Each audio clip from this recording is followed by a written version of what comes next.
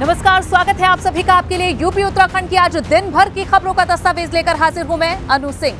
10 के दस्तावेज में आज बात करेंगे योगी सरकार के दूसरे कार्यकाल के कल पूरे होने जा रहे 6 महीने के कार्यकाल की। साथ ही बात करेंगे एनआईए और यूपी एटीएस के पीएफआई को लेकर एक्शन की। इसके अलावा बात करेंगे उत्तराखंड की बेटी के लिए उठ रही इंसाफ की मांग की।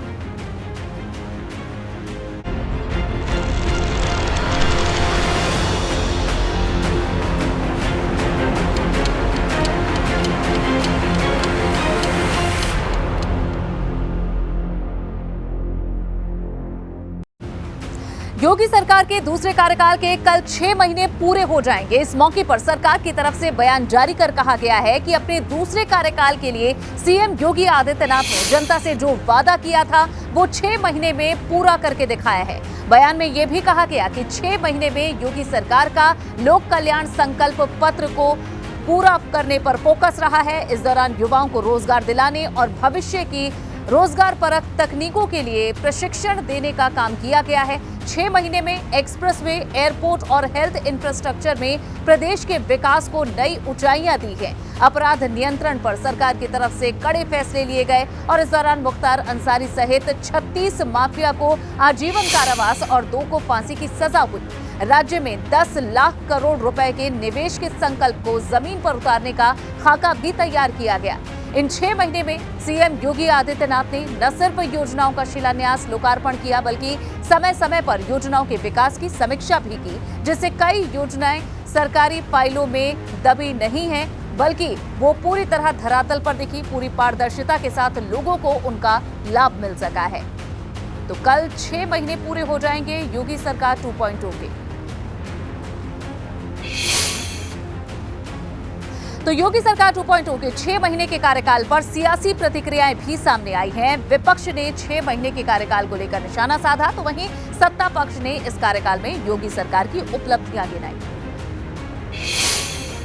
देखिए, आदरणीय योगी जी की 6 महीने की सरकार में न कारोबार हुआ, न विकास हुआ, न रोजगार मिला।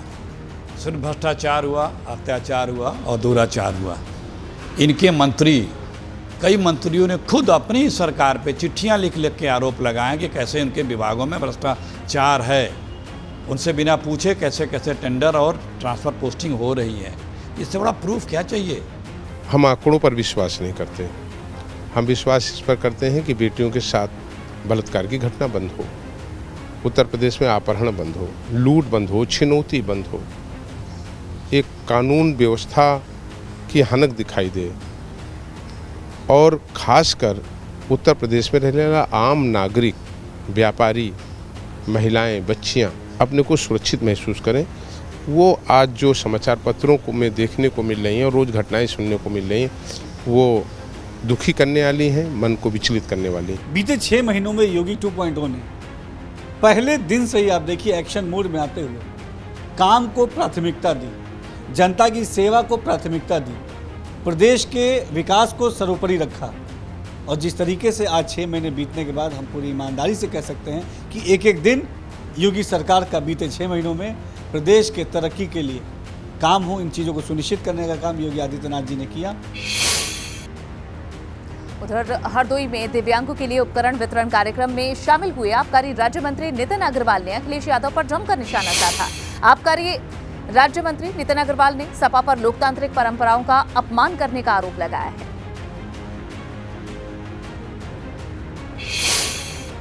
समाजवादी पार्टी जो लगातार लोकतांत्रिक परंपराओं को अपमानित करती चली आ रही है, अगर कोई मुद्दा है, अगर वो जनता की आवाज़ को उठाना चाहते थे तो वो सदन पे उपस्थित होकर उस बात को रख सकते थे, लेकिन उन्होंने ऐसा नहीं किया। वो जब बात आती है चर्चा कराने की, सरकार कहती है कि विपक्ष अपनी बातों को रख के हम उसका जवाब देने के लिए तैयार हैं, तब विपक्ष वॉकआउट करता है। वक्फ की संपत्तियों पर हुए अवैध कब्जों पर योगी सरकार अब बुलडोजर चलाने की तैयारी में है। अल्पसंख्यक कल्याण राज्य मंत्री दानिश आजाद अंसारी ने कहा है कि जहां भी वक्फ की संपत्तियों पर अवैध कब्जे हैं, उन्हें हटाकर वहां अस्पताल और स्कूल बनाए जाएंगे। ऐसी संपत्तियों का अल्पसंख्यकों के विकास के लिए इस्तेमाल किया जाएगा। योगी सरकार कोई भी अवैध कब्जा बर्दाश्त नहीं करेगी।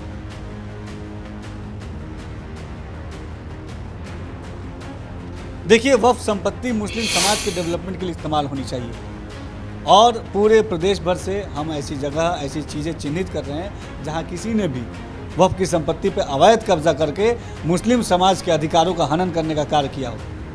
हम अल्पसंख्यक समाज के हितों के रक्षक हैं, उनको डेवलपमेंट की तरफ ले जाने वाले हैं। तो जो वक्फ की संपत्तियां हैं जहां अवैध कब्जे हैं, उनके अवैध कब्ज़ों को वहां से कब्ज़ा मुक्त करके और उन अवैध कब्ज़ों पे मुस्लिम अपने समाज के लिए हॉस्पिटल्स बना के, स्कूल्स बना के वहाँ के मुस्लिम समाज को डेवलपमेंट की तरफ जोड़ने का काम ये योगी सरकार करेगी। बरेली में शिक्षक सम्मान समारोह कार्यक्रम में शामिल हुए कैबिनेट मंत्री धर्मपाल सिंह ने कहा है कि अब हुजूर के बच्चे हुजूर नहीं होंगे, अब मजदूर के बच्चे भी हुजूर होंगे। साथ ही धर्मपाल सिंह ने कहा कि मदरसों में सर्वे का वो लोग विरोध कर रहे हैं जो नहीं चाहते कि गरीबों के बच्चों को अच्छी शिक्षा मिले।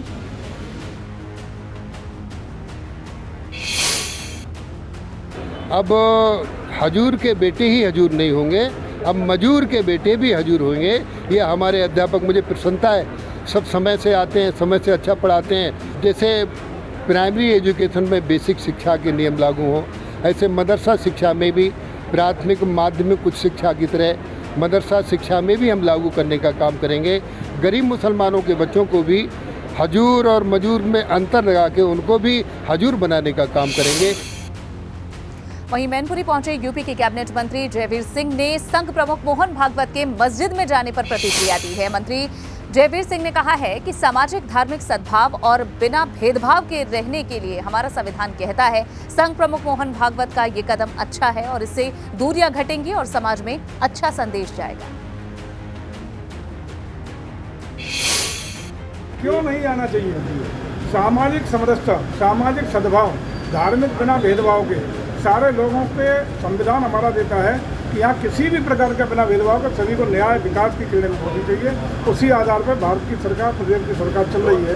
अगर मोहन भागवत जी जा रहे हैं तो वो अच्छी बात है कि दूरियाँ घटें, सामाजिक सद्भाव बने, धार्मिक रूप से सब एक हों, सब लोगों का एक ही लक्ष्य हो, देश आगे बढ़े, देश विश्व का गुरु बने।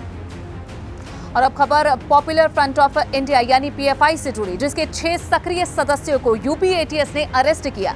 शनिवार तड़के मेरठ से 4 और वाराणसी से 2 लोगों को एटीएस ने उठाया। एटीएस इनसे पूछताछ कर संबंधित जिले की पुलिस को सौंप चुकी है।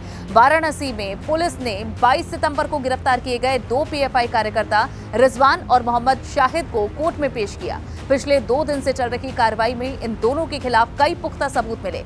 मोबाइल में पीएफआई के कई बड़े नेताओं के नंबर मिले, साथ ही दूसरी कई चौंकाने वाली जानकारियां भी मिली।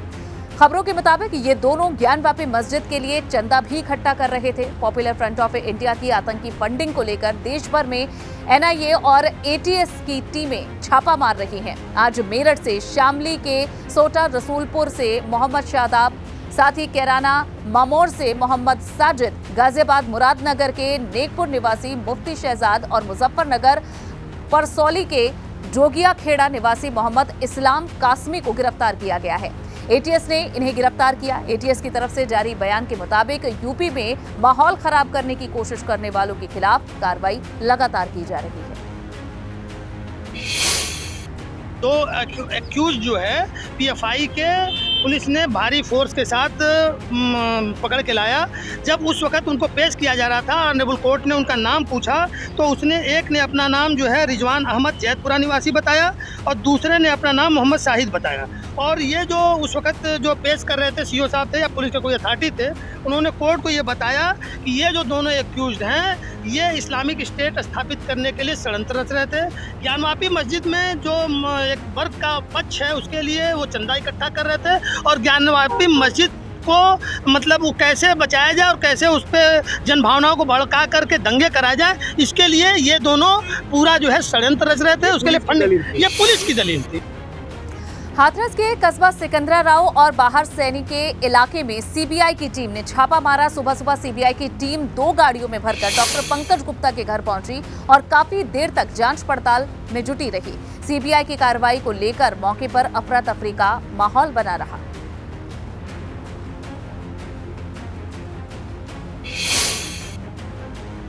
उधर गाजीपुर में मुख्तार अंसारी के गजल होटल में चल रही 20 से 25 दुकानों पर प्रशासन ने कार्रवाई की है। पुलिस ने जहां गजल होटल के ऊपरी तल पर ध्वस्तीकरण की कार्रवाई की, तो वहीं तकरीबन 25 दुकानों को कुर्क किया गया है।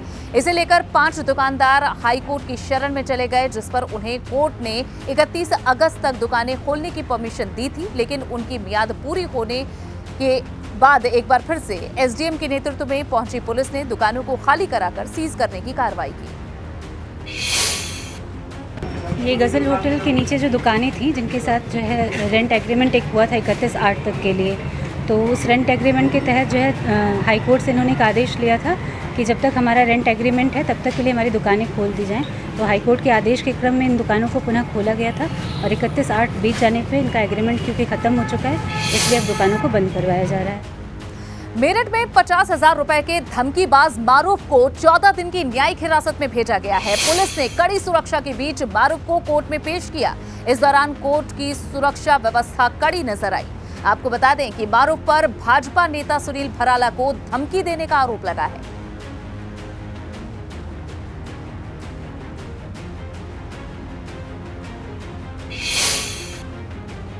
अवैध रूप से चल रहे रिजॉर्ट पर धामी सरकार सख्त है। नैनीताल में 5 रिजॉर्ट सीएम धामी के निर्देश पर अब सील किए गए हैं। पुलिस ने कई होम स्टे और रिजॉर्ट की जांच की, जहां जांच में तय मानकों के उल्लंघन का खुलासा हुआ, जिसके बाद ये कार्रवाई की है। नैनीताल के 5 रिजॉर्ट सीएम धामी के निर्देश पर सील किए गए हैं। पुलिस ने इनकी जांच की, खामियां पाई गई, जिसके बाद ये कार्रवाई की है। खामियां पाए जाने पर एक ही दिन में 5 रिजॉर्ट सील कर दिए गए हैं। इस वक्त ये बड़ी खबर, अवैध रूप से चल रहे रिजॉर्ट पर ये सख्ती अब नजर आ रही है। जिस तरह से अंकिता हत्याकांड में इस रिजॉर्ट के अंदर भी कई खामियां पाई गई थी, जिसके बाद इस पर बुलडोजर भी चला था और अब यही चाबुक और बाकी नियमों का उल्लंघन कर रहे रिजॉर्ट पर भी चला है। अवैध रूप से चल रहे रिजॉर्ट पर धामी सरकार सख्त है।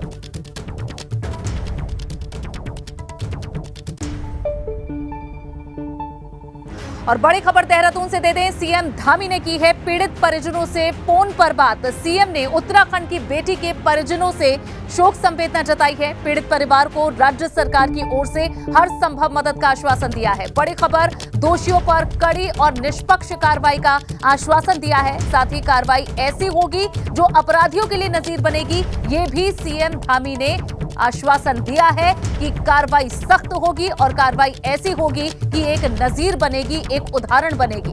ये बड़ी खबर आपको दे रहे हैं। सीएम धामी ने बात की है पीड़ित परिजनों से फोन पर। साथ ही सीएम ने उत्तराखंड की बेटी के परिजनों से शोक संवेदना जताई है।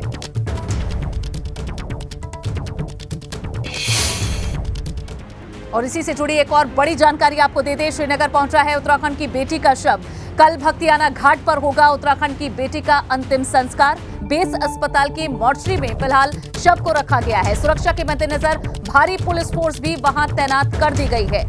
श्रीनगर पहुंचा है अब उत्तराखंड की बेटी का शव। ऋषिकेश एम्स में आज ही पोस्टमार्टम हुआ, जिसके बाद शव को परिजनों को सुपुर्द कर दिया गया और अब श्रीनगर पहुंचा है उत्तराखंड की बेटी का शव। कल भक्तियाना घाट पर उत्तराखंड की बेटी का अंतिम संस्कार किया जाएगा। फिलहाल बेस अस्पताल की मॉर्चरी में शव को रखा गया है। सुरक्षा के मद्देनजर यहां भारी पुलिस फोर्स भी तैनात की गई है। बता दें कि इससे संबंधित आरोपियों को पुलिस गिरफ्तार कर चुकी है। इन्हें कोर्ट में पेश किया गया और आज इस दौरान काफी हंगामा भी हुआ था। फिलहाल ये तस्वीर आपको दिखा रहे हैं जब श्रीनगर पहुंचा उत्तराखंड की बेटी का शव और कल भक्तियाना घाट पर उत्तराखंड की बेटी का अंतिम संस्कार किया जाएगा।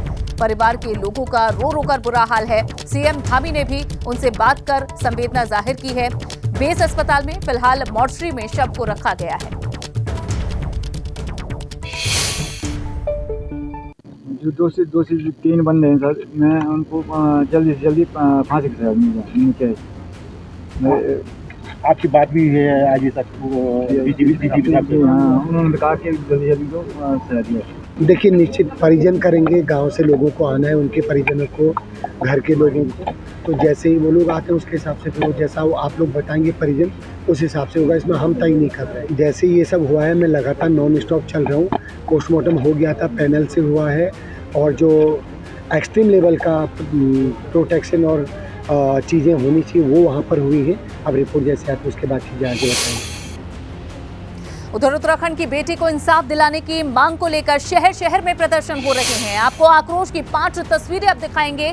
पहली तस्वीर नैनीताल की है, जहां कॉलेज के छात्र छात्राओं ने जुलूस निकालकर हत्याकांड में शामिल आरोपियों को फास्ट ट्रैक कोर्ट के जरिए मौत की सजा की मांग की है। दूसरी तस्वीर खटीमा की है, यहां एबीवीपी ने हत्या के आरोपियों को फांसी की मांग को लेकर एक मार्च निकाला। तीसरी तस्वीर मसूरी की, यहां एनएसयूआई छात्र संघ ने प्रदर्शन किया है। एमपीजी कॉलेज के गेट पर नारेबाजी भी हुई। कर्णप्रयाग में कांग्रेस ने हत्याकांड के खिलाफ कैंडल मार्च निकाला, तो वहीं हल्द्वानी में भी कांग्रेस ने हत्याकांड के खिलाफ प्रदर्शन किया है। इन 5 तस्वीरों से आप अंदाजा लगा सकते हैं उत्तराखंड में किस तरह से उत्तराखंड की बेटी को इंसाफ न्याय दिलाने की मांग हो रही है। जगह जगह प्रदर्शन हुए, कहीं लोगों ने मांग की है कि फास्ट ट्रैक कोर्ट बनाकर जल्द से जल्द फांसी की सजा सुनाई जाए, जल्द से जल्द न्याय मिले, ये आवाज हर एक कोने से सुनाई दी। बढ़ेंगे खबरों में आगे। चमोली दौरे पर पहुंचे पूर्व सीएम हरीश रावत ने भी उत्तराखंड की बेटी की हत्या के मामले पर सरकार पर निशाना साधा है। हरीश रावत ने आरोपी पुलकित आर्य के रिजॉर्ट को तोड़ने की कार्रवाई पर सवाल भी उठाए। सरकार कह रही है कि 24 घंटों में हमने आरोपियों को गिरफ्तार कर दिया है, और क्या कहेंगे सरकार? शायद इनके 24 घंटे बहुत लंबे होते हैं। 6 दिन लगा दिया बॉडी को रिकवर करने में। पहले दिन से लोगों को मालूम था कि वो नहर में फेंका गया है, चिल्ला बैराज में उसकी बॉडी मिलेगी। इन्होंने ढूंढा ही नहीं और आरोपियों को, अपराधियों को साक्ष्य नष्ट करने का पूरा मौका दिया।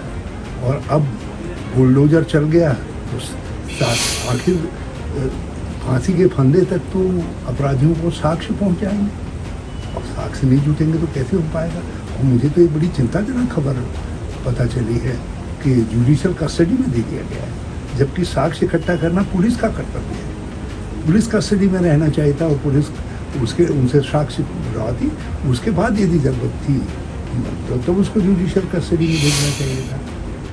लिबर्टी शूज ने अपना नया प्रोडक्ट लॉन्च किया है। इस मौके पर कंपनी के डायरेक्टर अनुभव बंसल भी मौजूद थे। उन्होंने बताया कि उनकी कोशिश लिबर्टी शूज को हर भारतीय तक पहुंचाने की है। यही वजह है कि हर वर्ग के लोगों को ध्यान में रखकर शू बनाए जा रहे हैं।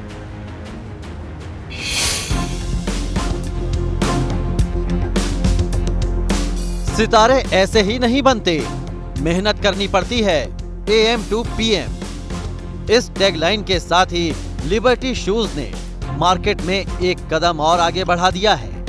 देश विदेश में बेहतर गुणवत्ता के दम पर एक अलग पहचान बनाने वाली लिबर्टी शूज ने एक नया प्रोडक्ट लॉन्च किया है। कोशिश है हर भारतीय तक इस प्रोडक्ट को पहुंचाया जाए, क्योंकि इसकी कीमत उसी हिसाब से रखी गई है। मैं ये नहीं कहूँगा लोअर दबका, आज हर एक कोई एस्पिरेशनल होना चाहता है, हर एक कोई आगे बढ़ना चाहता है। इंडिया प्रोग्रेसिव है, मेन विमेन, उन्हीं के लिए एथलेजर शूज लीप 7X हमने इंट्रोड्यूस किए हैं, जो कि करीब 1000 रुपए की प्राइस पॉइंट से लेकर 5000 रुपए के प्राइस पॉइंट तक है। लिबर्टी की कोशिश है कि बड़े शहरों से लेकर छोटे छोटे गांवों तक भी पहुंच बनाई जाए। लिबर्टी का विज्ञापन आयुष्मान खुराना और रकुल प्रीत सिंह कर रहे हैं, ताकि युवाओं को आकर्षित किया जाए। अगर आप इसमें ऐड करना चाहेंगे तो आयुष्मान खुराना और रकुल प्रीत सिंह जो एक यूथ आइकॉन है, इनको हमने कैंपेन के अंदर लिया है, इसलिए है कि ये यूथ ऑडियंस के साथ हमें कनेक्ट करे। और जो लाइन है वो बहुत पावरफुल है और जो आज के यूथ से रेजोनेट करती है। सितारे ऐसे नहीं बनते, मेहनत करनी पड़ती है। AM to PM। लिबर्टी ने हर वर्ग की जरूरत को ध्यान में रखकर जूतों के प्रोडक्ट बाजार में उतारे हैं। माना जा रहा है कि ये युवाओं को काफी पसंद आएंगे। Bureau report, ABP Ganga. और इसी के साथ खबरों में फिलहाल के लिए बस इतना ही।